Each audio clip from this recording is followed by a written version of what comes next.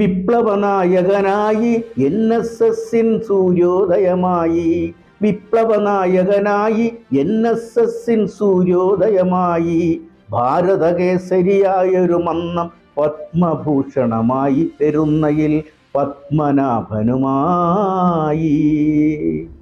നമസ്കാരം.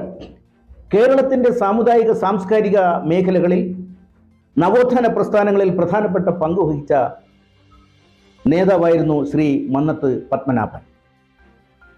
ഭാരത സർക്കാർ അദ്ദേഹത്തിന് പത്മഭൂഷൺ നൽകി ആദരിച്ചിരുന്നു. അദ്ദേഹത്തിൻ്റെ ജന്മസ്ഥലം ചങ്ങനാശ്ശേരി പെരുന്നയിലാണ്. ഈശ്വരൻ നമ്പൂതിരിയുടെയും പാർവതിയമ്മയുടെയും മകനായി ശ്രീ മന്നത്ത് പത്മനാഭൻ ജനിച്ചു. വിവിധ സ്കൂളുകളിൽ പ്രഥമ അധ്യാപകനായിരുന്നു. തുടർന്ന് അഭിഭാഷക വൃത്തിയിലും അദ്ദേഹം ഏർപ്പെട്ടിരുന്നു. 1912 കേരളീയ നായർ സമാജവും 1914 ഭൃത്യ ജനസംഘവും അദ്ദേഹം രൂപീകരിച്ചു. 1915 നായർ സർവീസ് സൊസൈറ്റിയും 1924 ഗാന്ധിജിയുടെ നിർദ്ദേശപ്രകാരം വൈക്കം സത്യാഗ്രഹവും അദ്ദേഹം നയിച്ചു. ഇത് അവർണർക്ക് പിന്തുണ നൽകിക്കൊണ്ടുള്ള ഒരു സത്യാഗ്രഹം ആയിരുന്നു.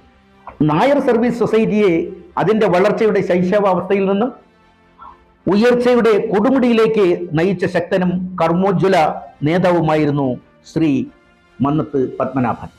1920-21 കാലത്ത് മിശ്രഭോജന പ്രസ്ഥാനവും രൂപീകരിച്ചു.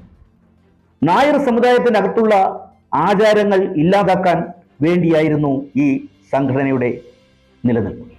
കരയോഗ പ്രസ്ഥാനങ്ങൾക്ക് രൂപം നൽകിക്കൊണ്ട് ഓരോ പ്രദേശത്തും സംഘാടക കൂട്ടായ്മയ്ക്ക് പ്രചോദനം നൽകുകയും അതോടൊപ്പം നായർ സമുദായത്തെ ഒരു കണ്ണിയിൽ കോർത്തു നിൽക്കാൻ ഊർജം നൽകിയ നേതാവായിരുന്നു ശ്രീ മന്നത്ത് പത്മനാഭൻ.